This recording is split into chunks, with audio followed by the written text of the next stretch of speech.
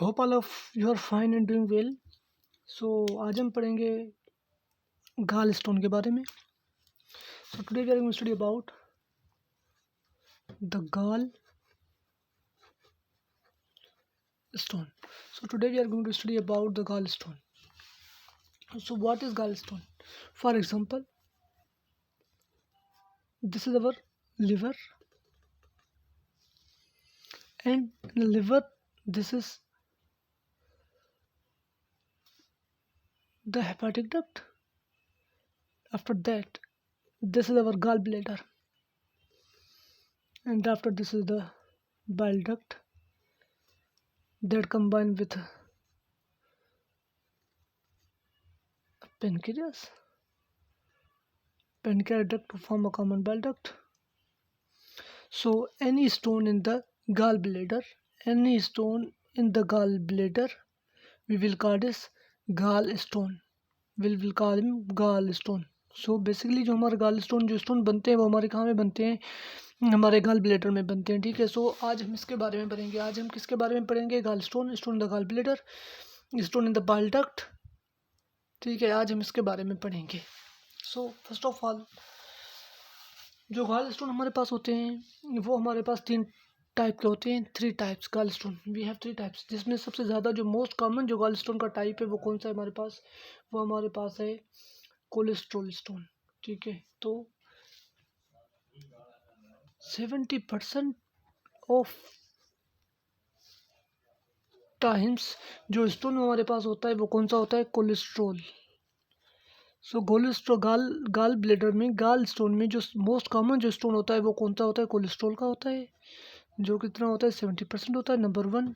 Number 2 हमारे पास आता है पिगमेंट स्टोन, जो 29% जो है ना ऑफ टाइम्स वी है पिगमेंट स्टोन। और पिगमेंट स्टोन बेसिकली होते हैं बिलीरुबिन, मतलब कैल्शियम बिलीरुबिनेट।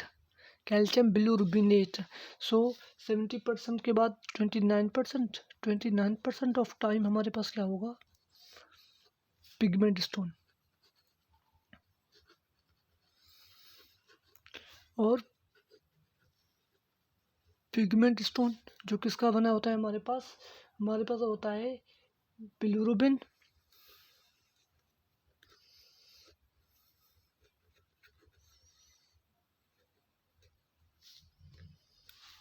का। ठीक है, बिलीरुबिन का बना होता है हमारे पास।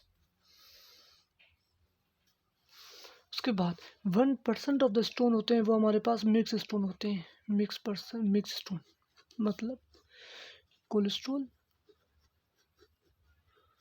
प्लस क्या होगा इसमें? कोलेस्ट्रॉल प्लस हमारे पास होगा पिगमेंट्स। ठीक है। अब अगर स्टोन किसी जगह पर बनेगा, किसी प्रोडक्ट का बना होगा, तो जो स्टोन हमारे गाल ब्लेडर का है वो बाइल और उसके कंपोनेंट का बना होता है। बाइल और उसके कंपोनेंट का, the main component of the bile is the bile salt that help in absorption of the fatty acid and fat soluble vitamins. ठीक है। तो आपको ये समझ आ गया होगा कि जब भी स्टोन बनेगा हमारे पास तो ज़रूर किसी न किसी चीज़ का बना होगा। तो यहाँ पे जो स्टोन है हमारे पास किसका है? कोलेस्ट्रॉल का या बिलीरुबिन का। तो ये क्या है? हमारे बाइल के क्या है? बाइल के कंपोनेंट्स हैं। ठीक है। उसके बाद हम पढ़ेंगे etiology and pathogenesis, that how the gallstone is formed. Etiology and pathogenesis, हम पढ़ेंगे एटियोलॉजी एंड पैथोजेनेसिस कि जो स्टोन है हमारा वो किस तरीके से कैसे बनता है। एटियोलॉजी एंड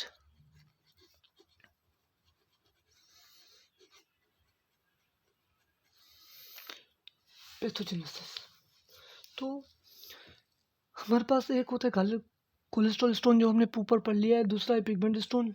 ठीक है। तो कोई भी स्टोन हमारे पास बनेगा तो लाजमी उस स्टोन को बनाने के लिए हमें कुछ ना कुछ चाहिए होगा। मतलब अगर कोलेस्ट्रॉल जो है हमारा नॉर्मल अमाउंट से ज़्यादा होगा तो ही कोलेस्ट्रॉल का स्टोन बनेगा। फॉर एग्जांपल, अगर बिलीरुबिन हमारे पास ज़्यादा होगा तो ही बिलीरुबिन जो है ना स्टोन हमारे पास बनेगा। ठीक है।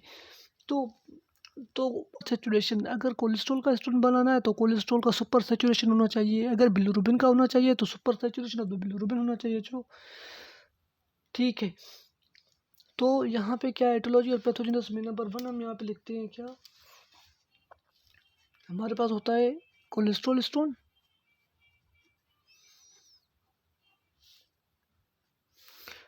Number 2 pigment stone. इटियोलॉजी में ये है कि ये कोलेस्ट्रॉल का बना होता है और दूसरा क्या है, ये पिगमेंट स्टोन जो है पिगमेंट के बने होते हैं, ठीक है, पिगमेंट्स के, जैसे मैंने आपको बताया था कि बिलीरुबिन, ठीक है। उसके बाद फिर हम जाते हैं देखते हैं कि रिस्क फैक्टर क्या है, मतलब इटियोलॉजी में रिस्क फैक्टर क्या है जो कोलेस्ट्रॉल या पिगमेंट जो है स्टोन बनाने में मदद करते हैं, ठीक है। तो रिस्क फैक्टर्स, तो रिस्क फैक्टर में क्या होता है, रिस्क फैक्टर में हमारे पास याद रखिएगा ज़्यादातर 4F, 4F, 4F का मतलब क्या है, फीमेल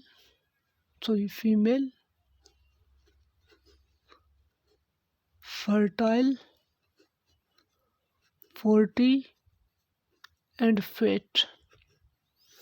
तो ये 4 रिस्क फैक्टर हैं जो हमारे पास क्या है, गाल स्टोन की फॉर्मेशन करवाते हैं। एक तो या तो फीमेल है, या तो वो फर्टाइल एज में है, या तो 40, या फिर फेट। तो यहाँ पे हम लिखते हैं अगर फीमेल एंड फेटी, अगर फीमेल होगा और फेटी होगा तो उसमें क्या होगा, उसमें फेट सेल जो है ना वो ज़्यादा लेवल एस्ट्रोजन की लेवल रिलीज करते हैं, ठीक है। फेट सेल ज़्यादा एस्ट्रोजन रिलीज करते हैं और फेट सेल जब ज़्यादा एस्ट्रोजन रिलीज करेंगे तो हमारे पास बाइल साल्ट जो है ना वो डिक्रीज़ कर जाएंगे, ठीक है। क्या हो जाएगा, जब एस्ट्रोजन ज़्यादा रिलीज होगा तो बाइल साल्ट क्या होंगे, डिक्रीज़ हो जाएंगे, और जब बाइल साल्ट डिक्रीज़ हो जाएंगे तो हमारे पास कोलेस्ट्रॉल क्या हो जाएगा, उसकी लेवल क्या हो जाएगा, इंक्रीज़ हो जाएगा। तो कोलेस्ट्रॉल लेवल क्या हो जाएगा हमारे पास, इंक्रीज हो जाएगा, नंबर 1, ठीक है, ये हमने देख लिया। उसके बाद क्या है कि हमारे पास फीमेल है फॉर एग्जांपल, और फीमेल आपको पता है कि फीमेल जो होती है फर्टाइल एज में, फीमेल अगर फर्टाइल एज में होती है तो वो क्या लेती है, ओसीपी, हमारे पास ओरल कॉन्ट्रासेप्टिव पिल्स। और ओरल कॉन्ट्रासेप्टिव पिल्स क्या करते हैं, हमारे पास एस्ट्रोजन के लेवल्स को क्या कर देते हैं, इंक्रीज़ कर देते हैं। और एस्ट्रोजन जब भी हमारे पास एस्ट्रोजन की लेवल इंक्रीज़ हो जाती है, ठीक है, तो आपको पता है कि एस्ट्रोजन बाइल साल्ट को डिक्रीज करेगा, और बाइल साल्ट क्या करेगा, जाके कोलेस्ट्रॉल को बढ़ा देगा, कोलेस्ट्रॉल क्या बढ़ जाएगा हमारे पास फिर से, तो कोलेस्ट्रॉल क्या हो जाएगा हमारे पास, बढ़ जाएगा। उसके बाद क्या होता है, मेन्यूपास अगर फीमेल है, ठीक है, और फीमेल और मेन्यूपास जब होता है हमारे पास, ठीक है, 40 फीमेल और 40 अगर लिखते हैं तो इसमें क्या होता है, मेन्यूपास। और आपको पता है कि मेन्यूपास में क्या होता है, मेन्यूपास में हमारे पास एस्ट्रोजन की लेवल क्या हो जाता है, इंक्रीज हो जाता है, एस्ट्रोजन का लेवल इंक्रीज़ हो जाता है। और जब एस्ट्रोजन हमारे पास इंक्रीज़ होता है तो कोलेस्ट्रॉल इंक्रीज़ हो जाता है, और जब कोलेस्ट्रॉल इंक्रीज़ हो जाता है तो आपको पता होना चाहिए कि स्टोन्स के चांसेस जो है ना वो हमारे पास बढ़ जाते हैं। उसके बाद फिर हम पढ़ते हैं किसके बारे में, उसके बाद हम पढ़ते हैं पिगमेंट स्टोन के बारे में।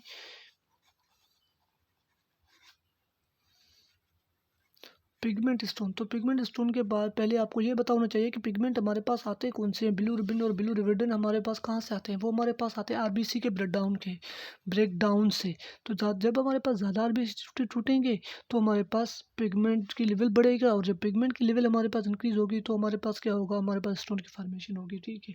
तो क्या करते हैं, तो द बिगेस्ट फैक्टर हमारे पास पिगमेंट स्टोन का है वो क्या होगा, haemolytic anaemia. The biggest factor for pigment stone, the biggest risk factor for pigment stone हमारे पास क्या है, वो हेमोलाइटिक एनीमिया। आपको पता है कि हमारे पास हेमोलाइटिक एनीमिया से क्या होंगे, आरबीसी ब्रेकडाउन होंगे, आरबीसी ब्रेकडाउन होंगे तो बाइलिरुबिन और बिलिरुबिन आएंगे, और जब बिलिरुबिन का लेवल इंक्रीज हो जाएगा तो पिगमेंट स्टोन फॉर्मेशन हो जाएगा, ठीक है। सो अगर अगर गाल स्टोन आपको मिले किसमें, यंग एज में, अगर गाल स्टोन आपको मिलता है यंग एज में तो हम क्या कंसीडर करेंगे, हम हीमोलाइसिस कंसीडर करेंगे, क्या करेंगे, हीमोलाइसिस, ठीक है। तो क्या लिखते हैं, गाल stone in young age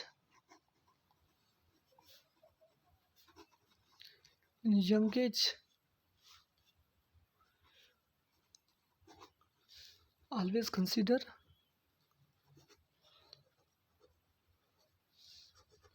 hemolysis, always consider what, haemolysis. उसके बाद गाल स्टोन जो है हमारे पास, ठीक है, उसको हम जो डायग्नोस करते हैं उसको किसके साथ करते हैं, हम अल्ट्रासाउंड के साथ करते हैं, ठीक है, अल्ट्रासाउंड के साथ। तो diagnosis of the gall stone is done by the ultrasound. ठीक है, तो अब हम पढ़ते हैं complication of the gall stones. क्या complication of the gall stones?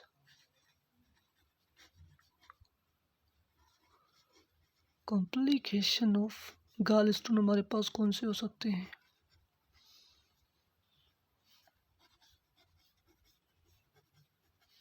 तो कॉम्प्लिकेशन ऑफ गॉल स्टोन में आप याद रखिएगा कि depends on the location of the gall stone. ठीक है, कॉम्प्लिकेशन डिपेंड करता है कि इस पे गॉल स्टोन कहाँ पे प्रेजेंट है। ठीक है, फॉर एग्जांपल अगर हमारा गॉल स्टोन जो है ना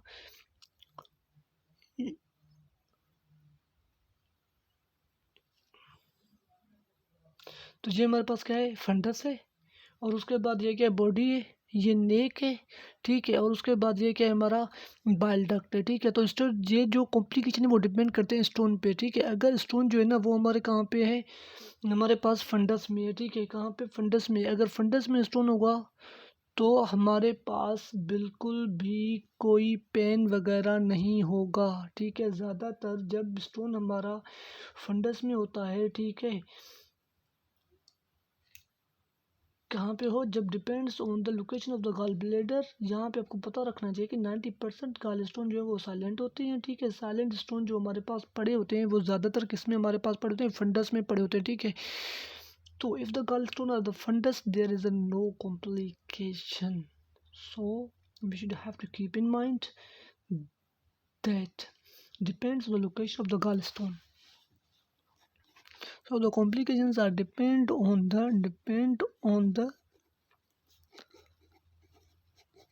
location of gallstone. ठीक है, तो number 1, if the gallstone is present in the fundus, there will be the no complication. ठीक है, तो they are called as silent stones. ठीक है, depend on the location of the gallstone. Number 1 is silent stones. अब silent stone हमारे पास कौन से होंगे, वो स्टोन जो हमारे पास किस में प्रेजेंट हो, present in the fundus of the gall bladder, present in the fundus of gall bladder. अगर जो गॉल ब्लैडर के फंडस में प्रेजेंट हो वो कोई भी कॉम्प्लिकेशन नहीं करेंगे, कोई भी पेन नहीं करवाएंगे। ठीक है, तो उनको हम क्या बोलते हैं, साइलेंट स्टोन्स। ठीक है, तो 90% ऑफ द स्टोन जो हमारे पास होते हैं वो क्या होते हैं, साइलेंट स्टोन्स होते हैं। 90% of the stones are the silent stone, those stones which are present in the fundus of the gall bladder, they are called as silent stones. ठीक है, उसके बाद स्टोन हमारे पास सिम्टोमेटिक तब होते हैं जब हमारे पास या तो नेक में आ जाएं या वो हमारे किस में आ जाएं, बाइल डक्ट में आ जाएं। ठीक है, तो ये हमारे पास क्या होंगे, सिम्टोमेटिक होंगे। ठीक है, नेक में आ जाएं हमारे पास, किसके, गॉल ब्लैडर के नेक में, या हमारे बाइल डक्ट में आ जाएं तो वो क्या हो जाएंगे, वो कॉम्प्लिकेशन काज करवाएंगे। ठीक है, तो वो सिम्टोमेटिक हो जाएंगे। तो सबसे पहले मैं आपको बताता हूँ कोलियोलिथेसिस के बारे में।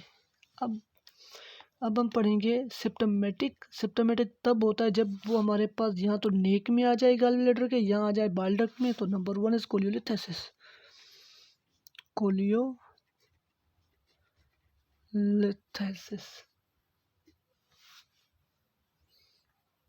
जब stone in the gall bladder हो, और वो सिम्टोमेटिक तब होगा जब वो नेक में आ जाएगा। तो यहाँ पे क्या लिखेंगे, stone in the gall bladder is called as chole, stone in gall bladder is called as cholelithiasis. ठीक है, और ये कॉम्प्लिकेशन तब करवाएगा जब वो क्या हो जाएगा, जब वो नेक में आ जाएगा। ठीक है, cholelithiasis means stone in the gall bladder, lithiasis बना stone, chole means gall bladder. तो गॉल ब्लैडर में जो स्टोन होगा उसे हम क्या बोलेंगे, कोलियोलिथेसिस बोलेंगे। तो अब स्टोन आ गया गॉल ब्लैडर में, तो ये जो सिम्टोमेटिक तब होगा, ये कॉम्प्लिकेशन तब करवाएगा जब वो कहाँ पे आ जाए, नेक में आ जाए। सो कॉम्प्लिकेशन तब करवाएगा जब ये कहाँ पे आ जाए, नेक में आ जाए। ठीक है, नेक में आ जाए, और नेक में आके ये क्या करवाएगा, ऑब्स्ट्रक्शन करवाएगा। ठीक है, तो तो स्टोन जो है हमारा कहाँ नेक में आ जाए, और नेक में आएगा तो क्या करवाएगा, ऑब्स्ट्रक्शन करवाएगा। ठीक है, तो obstruction lead in increase of the normal flora. जब ऑब्स्ट्रक्शन होगा तो आपका क्या होगा, नॉर्मल फ्लोरा जो हमारे जेनेटिक है, एशेरिया कोला या दूसरे जो बैक्टीरिया वगैरह हैं, ठीक है, इनको जो है ना अमाउंट इंक्रीज हो जाएगा। ठीक है, तो जब उनका अमाउंट इंक्रीज हो जाएगा हमारे पास, तो हमारे पास क्या होगा, inflammation of the gall bladder. ठीक है, कॉम्प्लिकेशन नेक और ऑब्स्ट्रक्शन, तो obstruction will cause increase the flora, increase the flora, increase flora. Flora मतलब जो हमारे पास बैक्टीरिया है, एशेरिया कोला हो गए, ये बैक्टीरिया हो गए, तो उनकी जो अमाउंट है वो क्या होगा, इंक्रीज हो जाएगा। So increase flora, increase flora हमारे पास क्या करवाएगा, हमारे पास करवाएगा inflammation of the gall bladder, inflammation of gall bladder. और इन्फ्लेमेशन ऑफ गॉल ब्लैडर जो हमारे पास होगा, inflammation of gall bladder, of the gall bladder को हम क्या बोलते हैं, acute cholecystitis. acute cholecystitis means inflammation of the gallbladder is called as acute cholecystitis। तो वो क्या करवाएगा, inflammation of the gall bladder, और inflammation of the gall bladder को हम क्या बोलते हैं, acute cholecystitis, acute cholecystitis। ठीक है, तो अब inflammation of the acute cholecystitis हो गया, inflammation of the gall bladder. कभी कभी क्या होता है कि inflammation of the gall bladder acute cholecystitis will lead to the perforation of the lead the spread of the bile juice by the perforation. ठीक है, तो कब ये क्या हो गया, परफोरेशन करवाएगा, perforation some time lead to perforation of gall bladder and perforation of gall bladder, perforation of gall bladder can lead to the spread of bile juice in the surrounding peritoneum।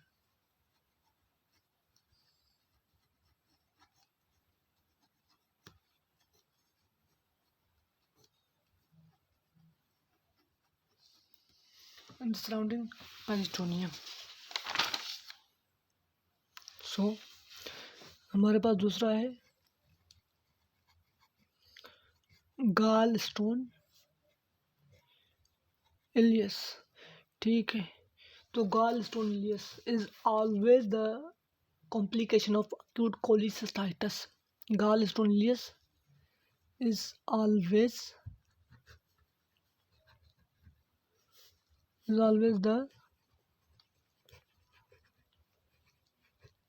the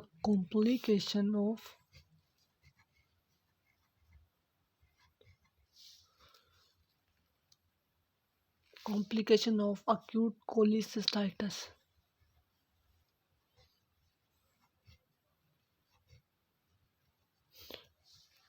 cholecystitis. So इसमें क्या होता है, जब हमारा जो है ना, इसमें ये मतलब नहीं है कि आप सोच रहे हो कि गाल स्टोन हो गया, गाल स्टोन जो है ना हमारे बाइल डक्ट में आ जाएगा, बाइल डक्ट से पास होकर डुडेनम में, डुडेनम के बाद हमारे पास आ जाएगा जिजेनम, उसके बाद इलियम में आएगा। नहीं, ऐसा कोई भी सीन यहाँ पे नहीं है। इसमें क्या होता है, जो हमारे पास गाल स्टोन इलियस जो होता है वो तब होता है जब हमारे पास एक्यूट कोलिसिस्टाइटिस होता है। तो एक्यूट कोलिसिस्टाइटिस क्या करवाता है, इन्फ्लेमेशन करवाता है गाल ब्लैडर का। ठीक है, तो जब हमारा गाल ब्लैडर क्या करवा स्वेल हो जाता है, ठीक है, so the inflammation of the gall bladder will lead to swelling. Swelling से क्या होगा, स्वेलिंग से हमारा जो जो जो ना गाल ब्लैडर कनेक्ट करता है गट लूप को इलियम को। ठीक है, तो वहाँ पे क्या बनता है, हमारे पास फिस्टूला बनता है। ठीक है, कनेक्ट करता है gut loop and ileum and it will forms fistula. So the acute cholecystitis inflamed gallbladder will lead to swelling due to cholecystitis। Swelling करवाता है। ठीक है, और स्वेलिंग करने की वजह से क्या होता है, हमारे जो गट लूप हैं वो हमारे इलियम के साथ हो जाते हैं, और जब गट लूप हमारे इलियम के साथ हो जाएंगे तो वहाँ पे फिस्टूला के भी चांसेस बढ़ जाते हैं। ठीक है, उसके बाद हमारे पास आता है क्रोनिक कोलिसिस्टाइटिस। Chronic cholecystitis. ठीक है, उसके बाद हमारे पास आता है chronic cholecystitis. So chronic cholecystitis का मतलब क्या है? Long standing inflammation. ये क्या होता है हमारे पास? Long standing inflammation. Cholecystitis chronic, chronic means long, long standing inflammation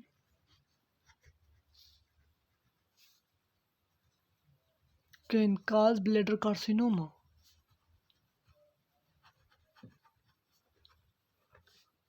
Carcinoma.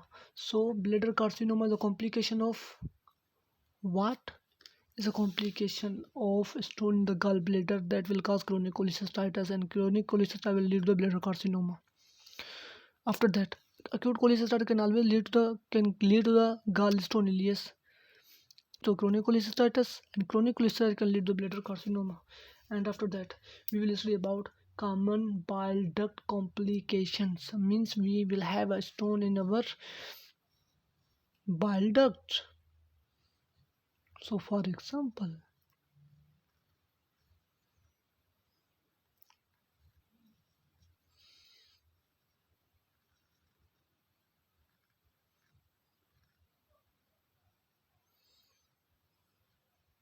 so here is the verb bile duct, CBD, common bile duct. So any stone in this duct will call this, we will call them the choledocholitis, means stone in the common bile duct. What we call this? Choledocholitis. So the CBD complication, common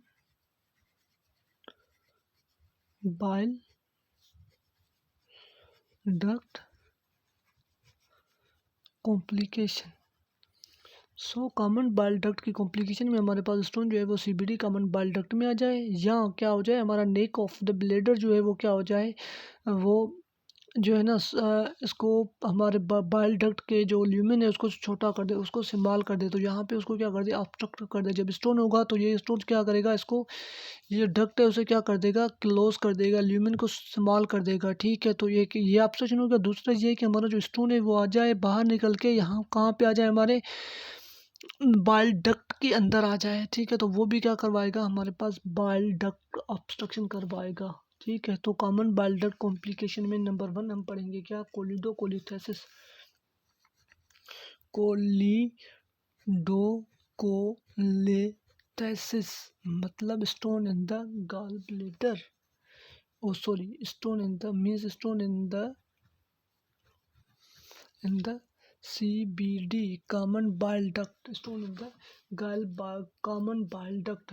So इसमें क्या होगा? जब common bile duct का जो है ना, common bile duct हमारे पास obstruct हो जाएगा तो यहाँ पे बाइल जूस जमा होगा, और जब बाइल जूस यहाँ पे जमा होगा तो वो क्या करवाएगा? फ्लोरा, और फ्लोरा यहाँ पे इंक्रीज हो जाएगा तो ये होगा इन्फ्लेमेशन। तो इन्फ्लेमेशन किसका हमारे पास हो जाएगा? हमारे पास कॉमन बाइल डक्ट का। ठीक है, तो उसे हम क्या बोलते हैं? कोलिंजाइटिस।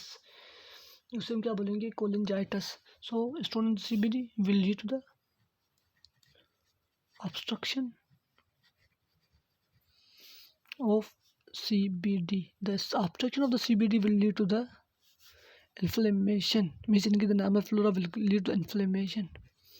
So inflammation of CBD, inflammation of common bile duct. If the inflammation of common bile duct we called as acute cholangitis, or we call this as cholangitis.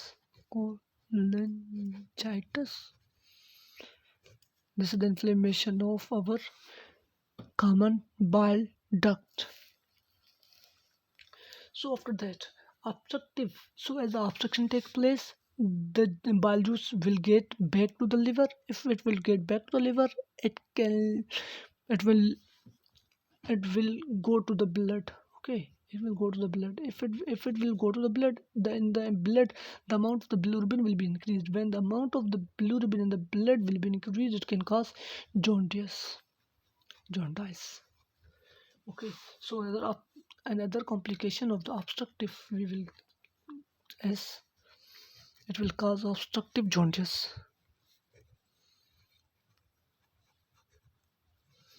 Obstructive jaundice due to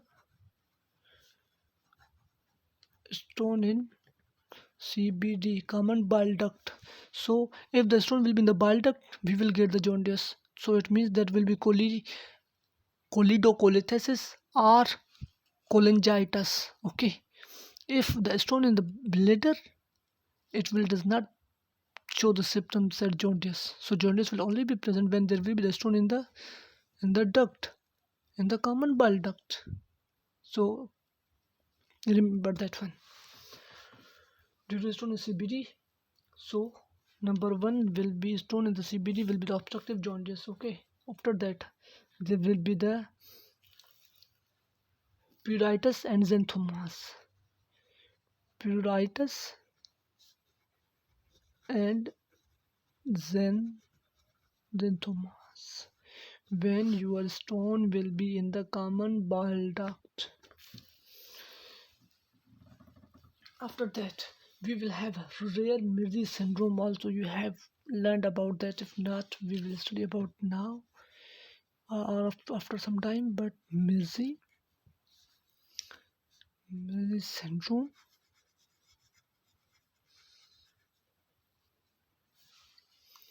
so when large stone in the gall bladder में एक large stone आ जाएगा तो वो क्या करेगा, हमारे common bile duct को compress कर देगा। ठीक है, और वो क्या करवाएगा, ऑब्स्ट्रक्टिव जॉन्डिस करवाएगा। ठीक है, तो उसी हम क्या कहते हैं, मिर्जी सिंड्रोम।